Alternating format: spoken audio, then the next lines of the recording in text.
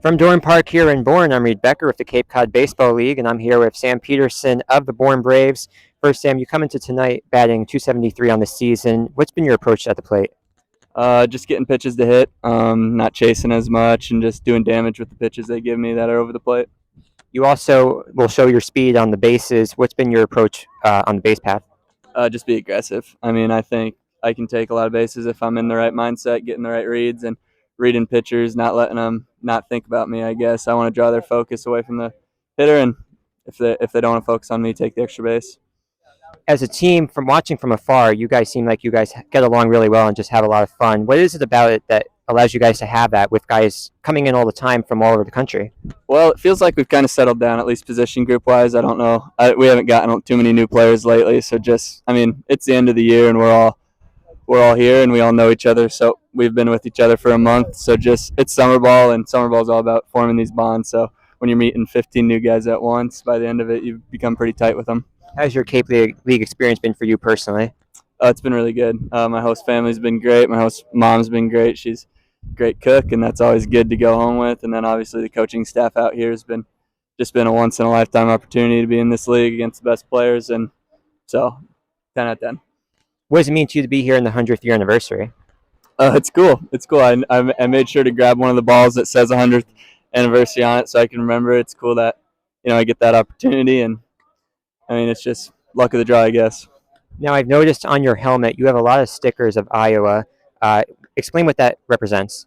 It represents team stuff we stress that dates back all the way back to the fall. Our coaches place a lot of emphasis on stuff like sack bunts. It's not as much like home runs or stuff like that, unless they're big situations. But it's usually 2-out RBIs, 0-2 comebacks, stolen bases, sacrifice bunts, bunt for hits. It's the team stuff that we stress in the fall that they tell us is the difference between winning and losing. It's the little margins is what they stress. Now, you go to Iowa. You're also from Iowa. How does it compare to the East Coast or Northeast?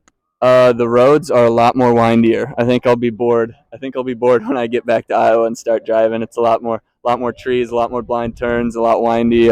You really got to be locked in driving here. It made me real nervous early on. I've gotten used to it now, but now when I go back to Iowa, I think it'll be almost boring. A lot of straight roads and cornfields, but it's always good, both of them. People that aren't from Iowa probably usually think of Iowa as the Field of Dreams site, obviously. Do you feel this is more of the East Coast version of the Field of Dreams, or have you ever been to that site? I've sadly am embarrassed to say I've never been to the Field of Dreams site, but I will get out there sometime. And I don't know if you're talking about the Cape Cod League. Cape Cod League's known no matter where you are, especially in the Midwest, even. And so just yeah, I've always known this is the Premier League, and it's a blessing to be out here. You in conference Big Ten. Some of your teammates here are from Rutgers. So what's it going to be like for you when you face them back at school? I'm really looking forward to it. I think it's a little joy. I'll have even more excitement going to those games and getting to see those guys pregame and obviously play the game. It's going to be fun. I'm sure they'll have good games, and we can talk on the base paths and just hang out. And it's always fun when you know somebody on the other team to pay attention to. How big of an impact has Coach Jared Saltalamacchia had on you here? It's just a once in a lifetime opportunity to be around someone like that. I mean, it's almost eye opening. I remember on a bus ride, I watched his highlights and just watched him like in the World Series making plays. It's just crazy to to be at this point in my career where I'm even just being able to have the opportunity to be in the same dugout as him. And he's a super down to earth person. So he he just wants to spread the game, and it's what he does here. And I'm blessed to be around it. What's he like in the dugout? It's, like I said, super down to earth. He's a good time.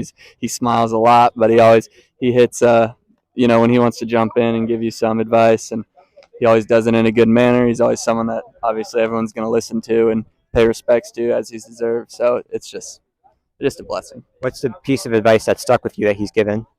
Just a lot of approach talk. He talks about a lot like getting pitches and knowing that not giving in to the pitchers almost, and sitting zones to attack, and it's a lot of approach style stuff that's stuck with me.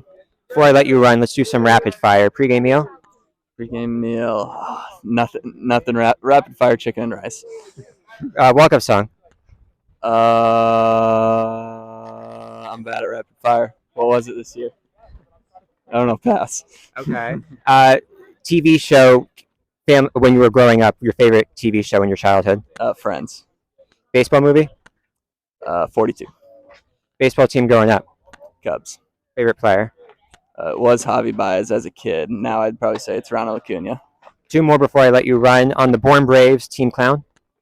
They rotate. All the clowns rotate. Can you give me some examples? I don't know. It's just this team's so tight. We got a lot of guys with good personality. So I don't know if we have a team clown. I don't want to call no one a clown, but I mean they're just a lot of personality on this team. How about on the Bourne Braves, first to go in the zombie apocalypse or first to survive? First to go, definitely. I'd say Ebbs. I think Ebbs would be super fired up and think he can do too much, and then get himself killed in a bad manner by a ton of them. But he'd probably take a few out on the way. But he'd go first still. And last, Gage is a pretty smart guy. New's a pretty smart guy. I look for the smart people that probably wouldn't get themselves in trouble and wait it out. Well, Sam, thanks for your time. Best of luck today. That's Sam Petersen of the Bourne Braves. I'm Reed Becker from Dorn Park in Bourne with the Cape Cod Baseball League.